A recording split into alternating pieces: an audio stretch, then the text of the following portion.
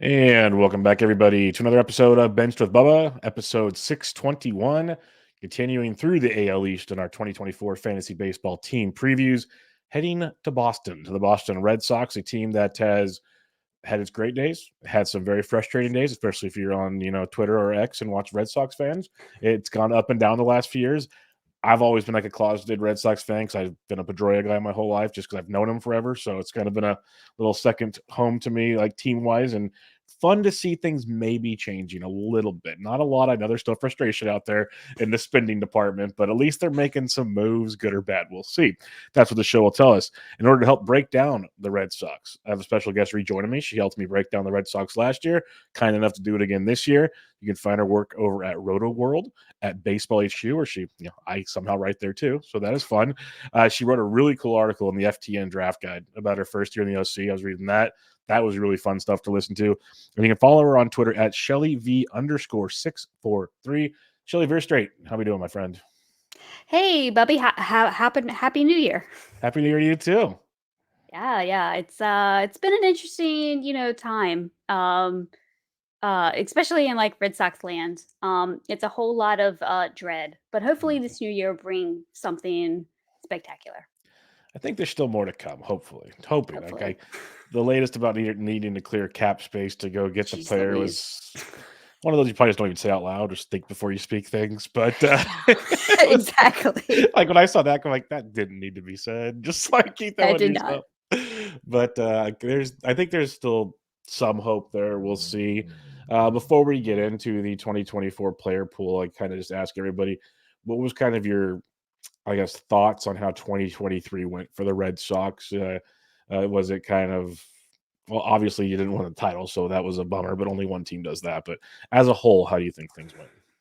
As a Red Sox fan, I was disappointed, right? But if we're gonna get into fantasy and like betting, right? I bet the under for their win total, and they just did not make it, right? Mhm. So I got $100 for my pessimism. So That's a you good thing. know, yeah, but just as a fan, it's just been extremely disappointing for the last couple seasons. Just watching the team as a whole, I mean, the hitting has been awesome, but the pitching hasn't. The defense is just laughable at this point. So it's been a really frustrating couple of years, but hey, I got $100 out of it, so it's cool. Yeah.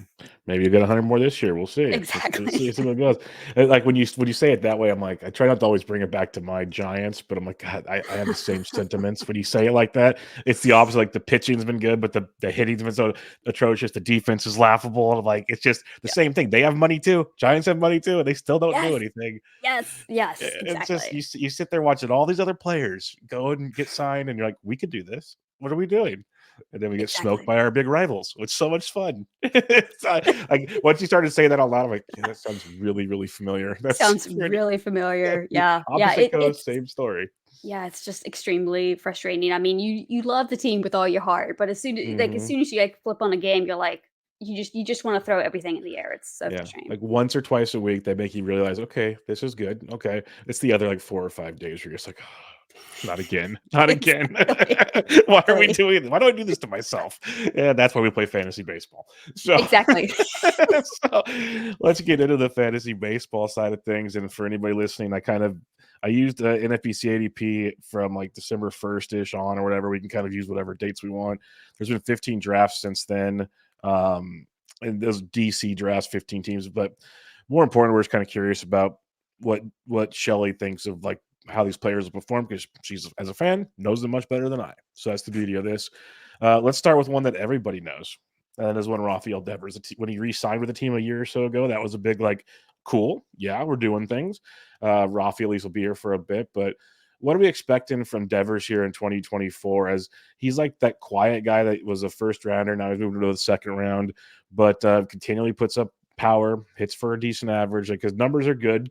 He just kind of quietly does his thing. So, what's your thoughts on Rafael Devers? Yeah, I mean that's pretty much what you're not gonna hate drafting him in any type of league. I mean, yeah, he has fallen from like last year because like last year I was taking him mid second round, and then if I wanted to be bold, I took him like really high up in the second round.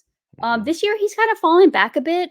I understand it because last year he didn't like overperform. He just kind of did what you expected. I mean, it was a little bit maybe a little bit less in power because I mean, I was expecting like a step up. I mean, he hit 33 home runs last year. He, drove in 100, scored 90 runs. I mean, that's completely fine. But going into last year, like I was expecting 35, Mhm. 40 home runs from this guy. And he just didn't quite get that. So I understand why he's come down just a little bit. But I mean, if you want like a set it and forget it type of guy, which is kind of what you're looking for in the first and second round, Mhm. I mean, that's the kind of guy that you want to go for. So, I mean, for drafts that I've currently done on the NFBC, I've been trying to get obviously like the first pick because you want Ronald Acuna Mhm. Jr., right? But I've been trying to get like first, second, or third, fourth, maybe fifth, and I could definitely get a you know a Bobby Witt, and then come Mhm. back around and get Devers, and then come back around and get like another good pitcher. It kind Mhm. of depends on things, but I think Devers is just like the set it and forget it guy. You know what you're gonna get. It's yeah, Devers is great, like, the way you built it right there. He's great if you grab speed in the first round. He's a great average and power source around 2, yep, 100%. He's basically now a discounted Austin Riley because he goes after Austin Riley. Little less power than Riley, but a lot of kind of similarities in a roundabout way between the 2. So that's kinda what you're getting. He's going right before Gunnar Henderson, which honestly, I thought the hype might even jump that. I thought Henderson would go higher. Maybe he will. It's only January 2nd as we record, so we'll see how that goes. But yeah, I think Devers is just he's just boring is not the right word, but compared to the other flashy players, he's boring to people, and I like boring. So I'm with you. Like the safe set it, forget it. I have no problems with that whatsoever. So yeah, I think that's going to continue on. He's still super young, so not a lot of concerns right there. The well, there's many that I was going to ask you about, but the one that just tears me apart in every draft I've been in so far because I see the price tag on one Trevor Story. And hmm yes, he was hurt most of last year. Came back from the injury that might have sidelined most people the entire season, all things considered. He only hit 203. Power was down. Speed was good though. There are some question marks and underlying things that don't look great, but what are you seeing with Trevor's Story? Because you can get him at like an ADP of around 180 right now, which is very tempting for a guy like Trevor Story. I mean, honestly, at that point, I would totally buy. Because when it came with Story, coming into the season, he had that elbow surgery, and honestly, I didn't expect him to play. Like he kept saying, "Oh, I'm going to be coming back at the All-Star break," and all. I'm like, okay, that's just like, that's just player speak. I don't really believe it. But he started playing in minor league games, and he was absolutely crushing. And I'm like, Mhm. okay, we're gonna get like maybe we can, as a team, maybe get into the wild card, right? With Trevor Story just like raking in the minors. But they had like some beat writers kind of like, talk to him because he was, in the minors for a very long time. And Trevor was just like, I'm not ready. I don't feel ready, which didn't make any sense looking at how he was just demolishing AAA, right? But then he came up to the majors and he absolutely stunk, right? Outside of his defense was pretty good.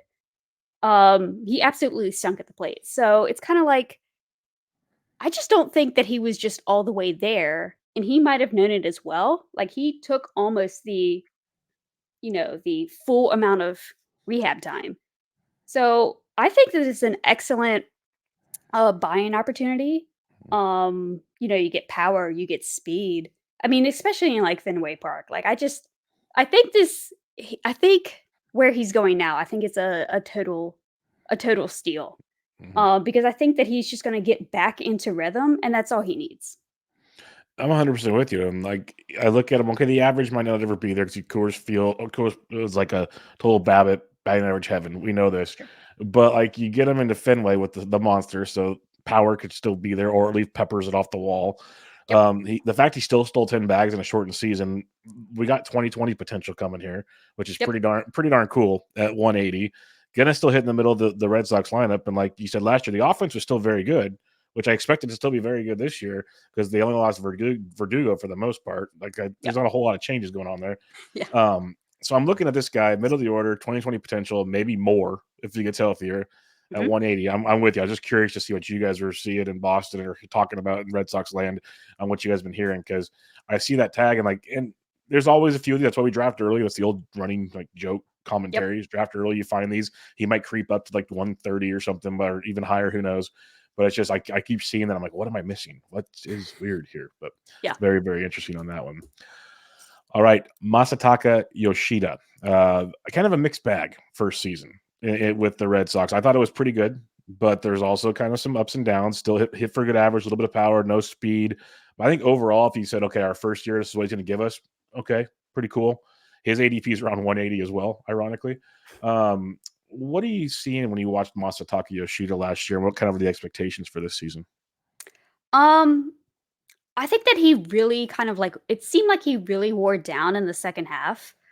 Because he was like really good in like the first half. And then he just started to play more of the outfield and he needs to be a DH. God bless him. um, Mhm. um and it just seemed like he just kind of wore down and he does hit the ball on the ground a lot. And I know it's really hard to say, "Oh, just lift it. You just hit the ball higher."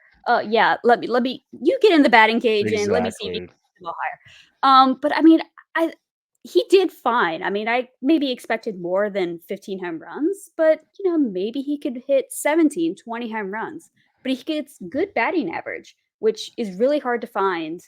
Um, Definitely, like, mid to late round in drafts. So I think he's fine. I think he could probably either do what he did this year and maybe a little bit better. I mean, we all saw what Hae-sung Kim, did Mhm. this year. It took him, like, a year and a half to kinda get used to things. So, maybe he just kinda shows a little bit more of that power. You're not gonna get any speed whatsoever, but, power and batting average, that's really, really good to find. Yeah, no, it's interesting. Like you mentioned Kim, and I've talked about it with Bloomfield and some other guys on shows. Is these Asian players from either Korea or Japan, wherever. It's not just the learning curve of the game; it's the learning curve outside the game. Like the whole culture, the just Yep. the routine, the food, everything is so different. And we see it with pitchers and hitters. And one of the things not outside, but the learning curve of playing is their schedule over there. They play like 6 games a week, so there's always Yep. a day off. There's rest. There's always you mentioned him wearing down. That's something that isn't talked about enough by any player. Like Joey Bart of the Giants said it even as a catcher. He's like, I admit I'm exhausted. And you watch his numbers last like month and a half, horrible. And he said, I've never caught that many games in my life. So you look Yeah. back, like you said, Yoshida, he's probably never taken that many at bats in his life. Like there's just so many little things that Right. kind of run into it. The travel, he stayed in so many more hotel rooms. Like it's just constantly something. And you're right. Like we don't take all that into consideration. It's a learning curve. You got to get used to it. And luckily, they get to do that curve on the best dollars around and stuff. So it's a little more cushier when they do it. Sure. But it's Sure. yeah. But I'm with you. Like, we could see a little bump, like Seiya Suzuki. He looked a lot better as he got comfortable, stuff Mhm. like that. So I'm with you on that. I guess the people are don't saying as the benefactor of the Alex Verdugo trade is Jarren Duran because there's kind of questions like where would he hit in the order? Would there be everyday playing time when I always thought there should be, but Verdugo's Verdugo, so he gets his. But now Jarren Duran should kind of slot into the everyday center field first top of the order role. It looks like for the most part, speed, lots of speed, some power. What are your thoughts on Jarren Duran? Because he even hit 295 last year, which was very impressive. Yeah, I mean, honestly, he shocked me because I mean, going into last year, I'm just like, no, I've seen this guy, spits and spurts for like 2 years now. He didn't really seem like he was, gelling well with the team, and there was just kind of like some off-field stuff that he was dealing with. But, talking with, like, beat writers, right? Like, he said that he was dealing, like, with some mental health stuff, and he is starting to get he started working, with, like, therapists and sports trainers and all that type of stuff towards the end of the 2022 season, and he started, continued to work with them last year, and he just, like, seemed just watching him, he didn't seem, like, so on edge, he seemed, like, more comfortable. I don't know if that's just being in the league for, 2 seasons, bits and spits and spurts of 2 seasons, but just being more comfortable or just being more comfortable in himself. But I saw like that transformation.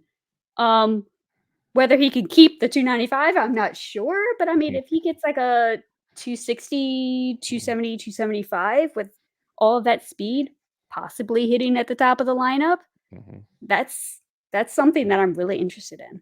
Yeah, I'm excited about him. It's funny, on the outfield ADP, he's one pick ahead of Yoshida. They're going right next to each other, Oh, which nice. is like pretty interesting to me because you got the batting average questions with Duran. We think Yoshida can kind of be pretty good there. Sure. Power wise, Yoshida has him. Duran's got the speed, so it's totally the old cop out. How are you building your roster? So there you go Exactly. when it comes to draft day on that section. But it is interesting. I think Duran's, the age thing also is a little bit in his favor. So I'm curious to see where he goes. I've always been a fan. It's just again to the inconsistency. It's nice he's come out and said I've been seeking help. Not enough people do that, so it's good to see he went about it that way and see where that goes. Now the big name that everyone's talking about, that anybody that's not just Red Sox fans, if you like fantasy baseball, Triston Casas is your guy. I don't know if I pronounced that correctly or not. I think I did, but it's he's only 24, which is beautiful. In the latest video I saw on Twitter, he has cornrows now. Yes. He was like taking a nap last year or something in the off. Like the guy's a personality, which I respect. Like he's himself and does not care. And he hits balls a mile and hits them very hard. So, what's your thoughts on Triston Casas? Because right now, the excitement level is an ADP of 109, the 10th first baseman off the board. Yeah, yeah, and I'm just drafting, like, my first DC, and I just missed him by, like, 2 picks, and I was, like, really upset. Um, but, just Tristan Casas, like, it's like a tale of, like, 2 halves because, like, the first half, Mhm. like, the underlying skills was like, "Oh my goodness, he should be performing, like, so much better." And then he did perform better in the second half, but his, like, underlying skills, like, flipped. So it's, like, this really weird thing. So I don't know if he just maybe just, like, got into a groove, like, all the baseballs were, like, beach balls, right? And he could just, like, hit hit 'em out of the park. So I'm still a fan. Like I always like when he was in the minor leagues, like I always just kind of like comped him to Joey Votto. It's probably a disservice to Casas to comp him to someone Mhm. like Joey Votto. But I mean, he just like has the approach and he adjusts his hands in like different types of counts just to, put the bat on the ball. I really do like him as a hitter, Mhm. but it's just like such a different Mhm. contrast between like the first and second halves. I still believe in him, but it's like I could see where it could maybe be still a little bit rocky before maybe next season he is just awesome the entire way. Yep. And that's kind of what I'm concerned the same way you are. And so you saw the tail of two halves, and it was like people just look at the stat line and you're like, oh, it was a great second half. But for us that talk about this enough, you always look at underlying metrics, you look at this, that, and the other. He broke that mold. Like, that was very, very frustrating, and so then you have to go back and go, "Do I trust the process I've done for everybody else and just say he's an outlier, or Yeah, how do I go about it?" And that's where it's tough because in reality, exactly. he could be an outlier. He's so young, he's making adjustments, 100%. I might be more in your camp where it's like, I think he'll still be very, very good this year, not Mhm. opposed to that. I think there's still gonna be some rough patches Yeah. where you're gonna see him ironing out before he's consistent like next year, like you're talking about. That's kind of where I'm living in that little bubble, and that's why it's been hard for me on draft day. Like I think I have a share too. I don't know. I draft too much, so I probably do. But like in OBP formats, love the man. Oh Like yeah, he's amazing. 100%. Like underdog, if you play that, beautiful, and he goes late in drafts. He's great. But it just the his ADP keeps climbing too. For a Yeah. while there, he was getting drafted around like Torkelson and Vinny Pasquantino and one other kind of all in the same age group, kind of. Sure, And yeah. now he's just climbing, and it makes it even harder to sit there, and it's just tough. I can't wait to see what March looks like. I'm terrified. Oh Lord, I'm have like, mercy. just keep the cornrow videos away. We might have a chance, but yeah, it's going to be tough. All right, let's talk about one of the trades, though, not the quote unquote big trade that happened recently. We'll get to that. But let's talk about Tyler O'Neill, because this is when O'Neill's been rumored to be traded for a couple years now. Just never happened. We know the power speed is awesome. We know the injury concerns are great.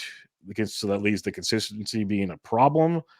But we have to think he's healthy right now to start the season, at least start spring training. So we got that going for us. And if he is, he should play a lot. I'm not going to say every day, but he should play a lot. And he's only getting drafted at ADP at 242. What are your thoughts on Tyler O'Neill? Because it's like over the last couple of years, people are either in or they're out on Tyler O'Neill. There's like no Yeah, in between. exactly. And, I've always been kind of like the person who has been out on him. So, I had like major egg on my face during that 2021 season when he hit Yep, 34 home runs. But every other year, look I've pretty been good. kind of okay with that. Um, I'm okay. I'm fine with the trade. I mean, we didn't really give up like too much for him. I'm totally cool Exactly. with it. And I understand like what the Red Sox are doing. Um, but if I put my fantasy manager hat on, I really, I can't do it. I really can't. I mean, Mhm. he could possibly, be healthy. He doesn't have Marmal, right? He doesn't have all of that drama anymore. Like he left Mhm. that in St. Louis. He's coming over to Boston. Alex Cora is like a pretty decent players manager. So maybe there would be a better relationship. So maybe, but I can't do it. It's been too long, since that 2021. Oh, and we all know that every Cardinals outfielder gets traded and turns into an all-star slash future Hall of Famer. So you got that going for you. And that's just for all the Cardinal fan listeners out there that are already terrified of that happening again, because it's just been a very weird coincidence over and over again in St. Louis. But yeah, I'm torn on them. Like the price is intriguing enough to certain drafts get me interested in like, okay, let's shoot power speed and see what happens. There's other times where I'm like, I'm really comfortable with my team. I don't really want to take a chance right here. Sure. Yeah. Um, I'm afraid it's like he's gonna go to spring training in the first few games and Grapefruit League action starts hitting a couple home runs and everyone's like, oh, he's back. Yep. And then and then it's his back that goes out later and we're in trouble again. So it's just a rolling effect of Tyler O'Neill. But I'm pulling for the kid. It's just a little Sure. concerning to say the least. The other trade that took place and shocked me and many others. Chris Sale traded to the Braves. I've made this comment before. The Braves are building another World Series team without spending money, technically, while the Dodgers spend every dollar that everybody else doesn't spend. And Yep. it's very interesting to see that there are two ways to build teams, just like in fantasy, many ways to do it. But the Yep. Braves went and acquired Chris Sale and some money to help pay for Chris Sale for Vaughn Grissom. And I like this for the fact that it gives the Braves a starting pitcher. We don't have to worry about talking about that. Different podcast. But Vaughn Grissom is a young ball player that everyone's been kind of optimistic on. Could never get a regular playing time because Atlanta's loaded with talent. And now this kind of opens a door for him to play second base every day or shortstop. I'm assuming second base to put Story to short. What are the thoughts or at least conversations or expectations of Vaughn Grissom now as an everyday player? ADP's in the 380s. That'll come up eventually. But what are you thinking when that trade happened and you first you had your fans hat? You can give that analysis if you want. And then you have to think fantasy wise, how does this impact him? So what's your thoughts on Grissom? Yeah, I'll do the fans hat first because it's easier. Yeah. I didn't necessarily like it Mhm, because I want a defensive guy at second base mhm. versus, like Grissom. Like I was hoping for, the Red Sox to trade for Kim from the Padres That'd be really because sweet. that would have just because our defense was by far the worst, and I need to see some guys be able to pick it on the infield again. Mhm. Like you said earlier in the podcast, you're a Dustin Pedroia fan. Yep. Oh, that's my guy. So just Grew up seeing playing just ball with people, him. He's dirty. He's good. Yep. yeah, just seeing just the Red Sox just boot balls the Yep. entire season just infuriated me. Mhm. But from a fantasy standpoint, I like it. I mean, we won't talk about the sale part. We'll talk about the Grissom Yeah. part. The dude can hit. The dude can just like flat out hit. We don't really know what the power is going to be. I mean, he hit 8 home runs last year in AAA over 468 plate appearances, but Gwinnett, which is the AAA affiliate of the Braves, like their ballpark is not really hitter friendly for like power. So Mhm. seeing that he only hit 8 home runs, right? That shouldn't necessarily scare like too many fantasy managers away because I do think that he could probably hit 10, 15 home runs. But I mean, his game, his skill is going to be batting average. He could probably like swipe just a few bags, 15 to 20, but it's going to be batting average. And if at some point he could get like higher in the lineup, I know he's projected to be like eighth or ninth on roster resource. There could be some more runs, but since he's kind of buried, it's kind of like a batting average play at this point. Um, but I still like the trade because it's like I want to have him for like 6 years, so it's like totally fine. But yeah, you have to keep that in mind, kind of like where he is hitting in the lineup, and don't just be maybe too excited to be like, oh, he's a second baseman for the Red Sox. Let me just draft him. So yeah, Yeah, no, that's why I'm curious because you mentioned the talent part, the hitting part is very, yeah, very good. Defensively, there's a reason why Orlando Arcia is playing shortstop for the Braves. yep, So it makes it very interesting. There, maybe he can improve. He's young. We'll see how that goes. sure, But I think it was an interesting move. At least filled the gap. Like Kim would have been. Yeah, Padres team pitching too, so that would have been. Wonder what the differences were there in that one for sure. yeah. The rest of the squad has a lot of moving pieces. I put down Wilyer Abreu. He had his moments of interesting stuff last year. Sedan Raffaello, I'm a big fan of, but it seems like he can't find a spot right now. If you want to hit on those two, or if there's anybody else on the roster that might have some fantasy impact that you're least interested in to start the season. Um, I mean, I like Wheeler Abreu. Like, if they didn't get a second baseman, I thought that he would just be, just a fine guy, decent amount of power, maybe decent batting average, a good like late round spec kind of thing. And I understand like from a fantasy standpoint, the love for Rafaela because it's like speed, speed, speed, speed, speed. Mhm. But he's just like so aggressive. So I've always been afraid of what his strikeouts would look from like a extended period of time. Mhm. But unless we like see some moves from the Red Sox, I don't really know if either of them are draftable in like a regular like redraft league. Mhm. Um, like a draft and hold, yeah, sure, why not? I mean, they're currently projected to be on the roster. They definitely should get some playing time. But from a regular league standpoint, it's more of a wait and see what happens in spring training kind of thing. Sweet. All right, let's head to the mound. Where you mentioned pitching wasn't great at times last year, but I don't know. I'm still optimistic on some of these guys. They're still young. They're still kind of finding their sea legs. It feels like. Yeah. And so let's start with your possibly best pitcher last year at times, Nick Pivetta. Um, I'm sorry, I tried to be kind on that. He did throw 142, and that was the biggest issue. I'll just say with the Red Sox is there is the innings. There's really no innings eater. Obviously, we'll get to Giolito. That's part of the reason they signed him. That made sense. But let's start with Nick Pivetta here. Strikeouts through the roof. Honestly, if you can tell me I get Pivetta with an ERA close to 4, I'll sign up right now. Like that's pretty sweet. So, what are your thoughts on Pivetta going into this season now? Because we saw so much. Oh, and he also went to the bullpen, and then he had an opener. There's a lot of things with Pivetta last year. Like that's where probably a lot of his good numbers came from was when he was throwing out of the bullpen. Now that I think about it, but what are your thoughts on Pivetta? Um, uh, I don't know. This might sound like a 2019 fantasy baseball podcast, but I'm really excited about Nick Pivetta where he's going currently in drafts. Yeah. He's currently going as the 182nd pitcher off NFBC. If I'm looking at things correctly, obviously that there is. I am not looking at that correctly. It's ADP around 180. Yeah. Yeah. Um, But, yeah, so ADP of 180, that's pretty decent, um, Mhm. especially with how many strikeouts that he put up last year, and just what he did in, like, the second half was, like, really, really amazing, like, he went to the bullpen, and I was just, like, totally I'm like, "Okay, fine, this is where Pavetta's gonna be, he's just gonna be, like, a long man, middle reliever, two-inning guy, that's totally cool." But he just, like, really turned it on in, like, the second half. Like, he struck out 10, September 12th against the Yankees, and then, 6, 7, and then another 10 against the Orioles. Like, he was just, like, just mowing guys down at the end of the season, and I was just, like I was watching these games, and I'm like, "Is this, like, Nick Pivetta?" Like, this is, like he's going, like, 4 or 5 innings, like, what the heck is going on? maybe he figured something out.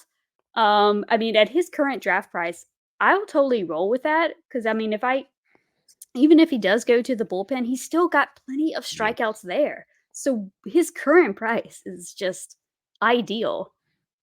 I'm with you. I had a ton of Pavetta in the second half. Got him off the waiver wire in OCs. I was rolling with him for the strikeouts, and I actually liked him having the opener. I had more chances to get wins that way. It was actually pretty nice. So I'm all for it. If they want to go back to that role at some point in time, sign me up right now. Here's one that I am heartbroken and torn on in Lucas Giolito because I still am, but I was a very big Lucas Giolito fan. Like it was hard to ignore how good Lucas Giolito had been for so many years. And then it all hit a wall of late. 2022 was not great. 2023 was really bad, especially in Anaheim and Cleveland.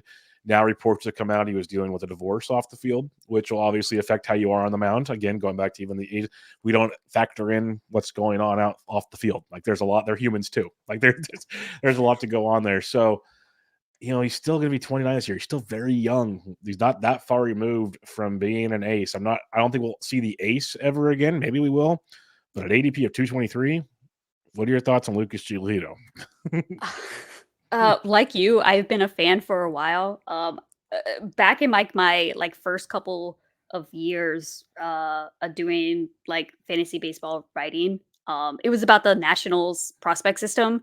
So I've been kind of watching Giolito for a while, and he massively disappointed me. And then was amazing, for the White Sox for a couple years.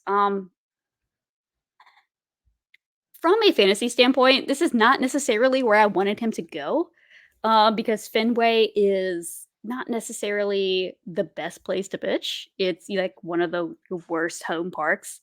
Um, but I think this is going to be like a put up or shut up year for him because I mean, if he can just totally get even kind of close to what he was doing like a couple years ago in like 2019 to 2020 when back to the White Sox, he can opt out and then just get even more money. So I think this is going to be a put up or shut up year for him.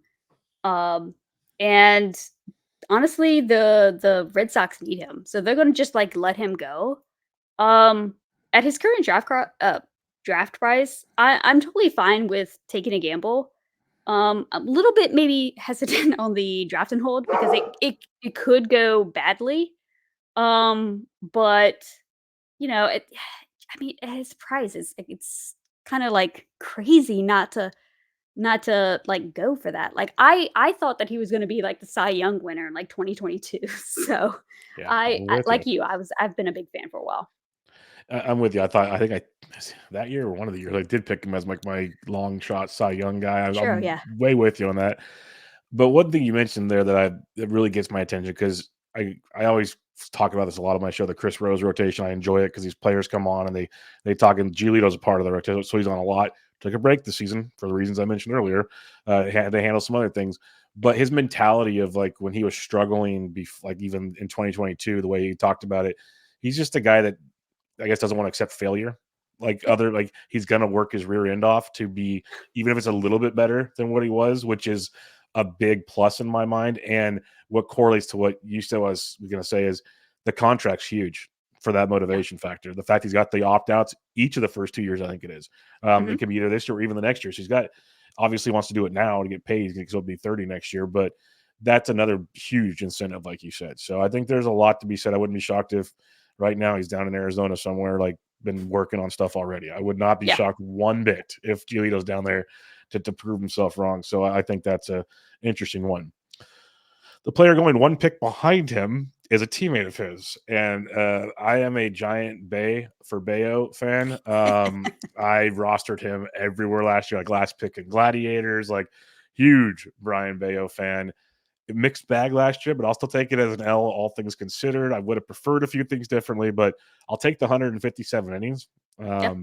The ratios, I think they are what they are, but there was definitely a couple of horrific outings that kind of skewed those ratios.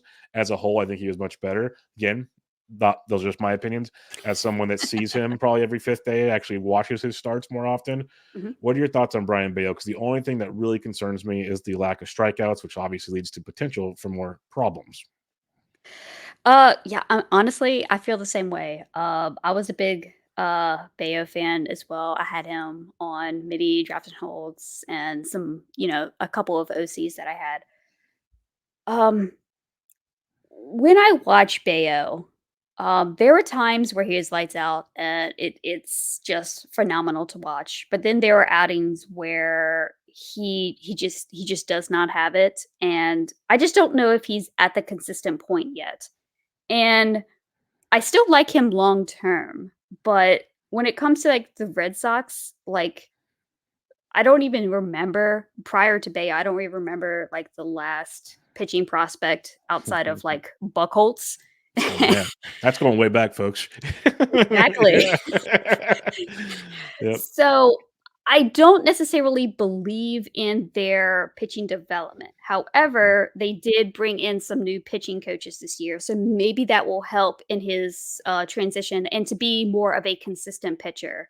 Um, I like where he's currently going, but I'm still it's more of a, "I'll draft him here," and I don't expect him to to perform more, if that makes sense, but Mhm. I would love for him to do that. I need to see that more consistency before I expect him to go there. But I think that I mean, he had a 4.24 ERA and a 1.34 WHIP. I do think maybe the WHIP can come down just a bit, Yeah. right? Please. And yeah, so I think that he'll get there. It just might be maybe next season. And that's an interesting point you make with Breslow and company coming in. That it's a massive, I guess. I don't know what the proper word is. It's slipping my mind. Like this, the whole concept, the team concept, team philosophy on Yeah. pitching could change a lot. And those are things that we always give kudos to. Even the Guardians put good pitching together. The Dodgers, the Rays. There's all these teams that do that. Astros. Maybe this is something they can change. This is a Yeah. development thing potentially. So maybe there's a surprise this year, or maybe it takes a year, like you said. So that's definitely something to keep in mind. Cutter Crawford, another young arm, another kind of more strikeouts than Bayo, but also more blowups than Yep. Bayo is the problem. Like there's certain starts where Crawford throws, and you're just like, wow, like this is awesome. Can we see this every fifth day? There's other starts to say, wow, can we see this every fifth day in Pawtucket? It's an up and down thing, and like I've rostered him before. I've been on this road with Cutter Crawford. Yeah. What are your thoughts when you see Cutter Crawford, especially since he should be in the rotation this year? Yeah, I mean, like you said, like it's like a flip of a coin of what he's gonna do each night. Um, but I don't know. I When I dug into his stats like a little bit more, I actually kind of liked him more than when I watched him, if that makes sense, because of the inconsistencies that I see when I watch him. But when I look into, his stats, like his four seam fastball last year was like really good. A 36.7% K rate, right? And a 2.6 WOBA. Like that is just like absolutely phenomenal. Like, and if you can just use his four seam and slider, each of those pitches had above 36% K rates. So he just needs to just add just one other pitch, and I think it could be there. And maybe with this whole new, pitching core, pitching kind of focus with this team, I think with his current price, I think it's an absolute just, buy because he probably won't lose his spot in the rotation. But then if he does, he'll go into a longer relief role and there'll still be those Ks there because then he could Mhm. just go back to that four seam slider mix, right? Yep. And it will be plenty of Ks in like 2 to 3 inning spurts. So I really like him in like draft and holds right now. And that's where he's a great spot. Like you said, if he even goes back to the bullpen, there's still. I've talked about it many times on like we did a DC show recently that a lot of relievers, you'd be surprised how many times you put them in your lineup instead of some of the pitchers you drafted in round 31. Like starting like, Yep. do you think it's cool? Like, and you do need those round 30, 40 starting pitchers, no doubt about it. But more often than not, the Cutter Crawford reliever type gets put in the lineup for obvious reasons. So Yep. I'm with you. I'd be curious to see how it pans out for him because talent is very, very much there. Just putting it together consistently is the conundrum. Kind of leads us to the next few guys here. But Tanner Houck, like I know we talked about him and this next guy last year, and we were kind of both like, okay, this, that, the injuries, but he looks good. Kind of saw good and the bad with Tanner again, and there is definitely again talent there. So how are we looking at Tanner Houck this year? Who, again, when you're looking at the price tag, it's an ADP of 412 right now. Like he's late rounds. Yeah, I mean, at that price, I think it's fine. I've watched him for like 2, 3 seasons right now, and he's not a starter. Like he's just gonna be like a lights out reliever. I think he would be a great 7th inning, 8th inning guy. Currently he's projected to be in the rotation because Mhm. the Red Sox have no pitching. That's what I was Because wondering. I was like, hmm. yeah, so I get it, but because I'm just really not particularly a fan because I just don't know because I don't think that he would get saves and maybe he could pick up some wins, but it's more of like a late round strikeout play, in my opinion, for Gotcha. him. And then what about Garrett Whitlock? It seems like they're kind of whenever we talk Houck, it's like Houck Whitlock. It's like they're linked Yeah. because I guess they came up about the same time, and one Yeah. will be in the rotation and one in the bullpen, and they switch spots. It seems like. And Yeah. what are your thoughts on Whitlock then? Because we even saw Whitlock show some potential back into the bullpen talents at time last year. Yep. Yeah, I mean, honestly, as just a fan of watching someone pitch, I like Whitlock better because he's not as frustrating. I do think that he could make a good quote unquote starter. I think that he's a good 3 inning, 4 inning guy. From like a real life baseball standpoint here. But I don't think that he is a starter, right? Because I mean, even the Red Sox, like they just like were limited him to like 5 innings, 5 1/3 innings, right? So I don't think that they believe that he's necessarily a starter. So I do think that he definitely will be in the bullpen. And with the Red Sox, crying poor and wanting to trade everyone who has money, maybe they trade Jansen, right? Mhm. And may maybe Chris Martin because he was absolutely fire last year. Yeah, he was. And maybe he ends up in the closer's role. I don't know. But I mean, he's an interesting late flyer on a draft hold, in my opinion. Yeah, and then leads to Martin being obviously a nice draft and hold pickup for many Oh reasons as yeah, well. Because even if they don't trade Jansen, he's gonna spend at least 1 or 2 trips on the IL. That's just what he does every sure, year. yeah. Every year, that's just what he does.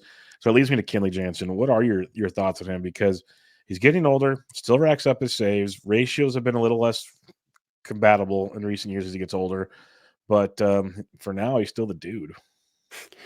Yeah, and I mean, I think that he's unless the Red Sox totally, like I said, just cry poor and trade him away, he'll get his saves. And even if they do trade him away, I mean, he'll probably get his saves. Like, why would you, as any other team, Mhm. trade for Kenley Jansen and not have him as your closer, right? Yep.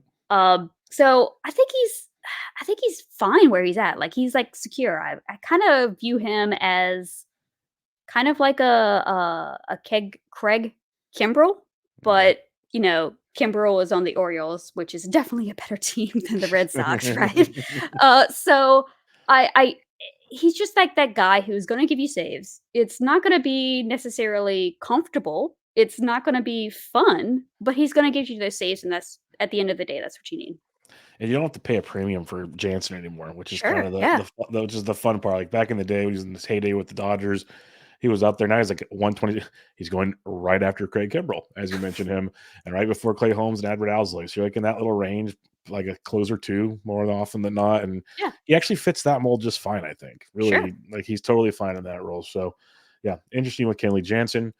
Any other pitchers or hitters that I've missed before we get to the prospect world of things? I didn't have any written down. Cool. All right, let's go prospect hunting. Some teams have more than others. What are your thoughts on Boston? Or is there anybody at least that you could see having a potential impact worth keeping an eye on this year? Prospect wise for this year, Unless the Red Sox, like, totally tank and decide to just play the kids at the end of the year, I don't really think that we'll see too many. Mhm. I mean, I do have some guys that, I've kind of, like, penciled down here of guys that I like, Yeah. that if you're feeling frisky and like a draft and hold and you want to gamble and go the prospect route instead of old fuddy-duddies, I have, Kyle Teal written down if you want, like, a late catcher 4, in a DC. He was just drafted out of UVA last year, and he totally just was amazing.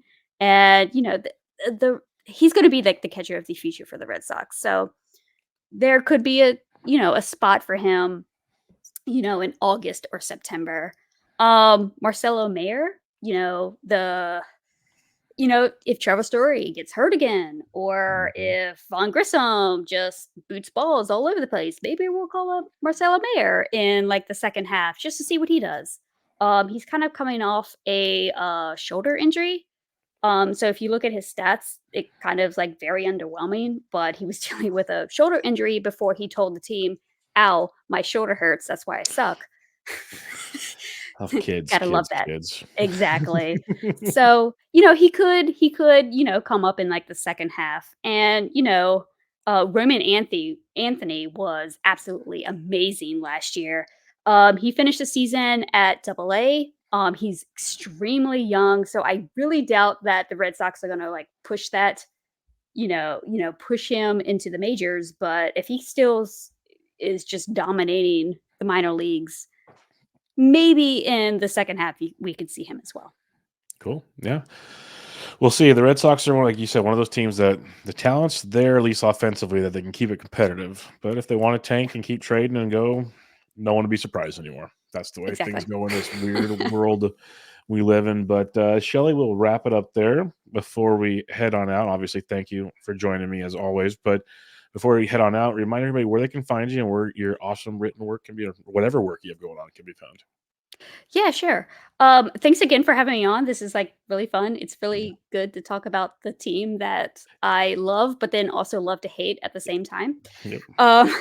Um, I write over at Roto World. During the season, I do a once weekly kind of, pick up this guy, pick up that pitcher, pick up that player, whatever kind of thing. And I do a couple other articles for them throughout the season. And I do a lot of more stuff on Twitter because I find it just easier.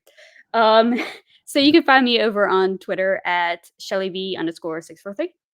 Awesome. Can't wait to keep seeing what you got out there on the Twitter and on the written Roto World stuff. But yes, sadly enough, sometimes it is much easier on Twitter. That is the world we live in. That's why we're all still there. Sadly, But sadly, sadly. yes, but thank you for joining me once again. It was great, and we'll have to do this again sometime. Yeah, definitely. Thanks again for having me. All right, this was Benched with Bubba, episode 621, previewing your 2024 Boston Red Sox. Catch you all next time.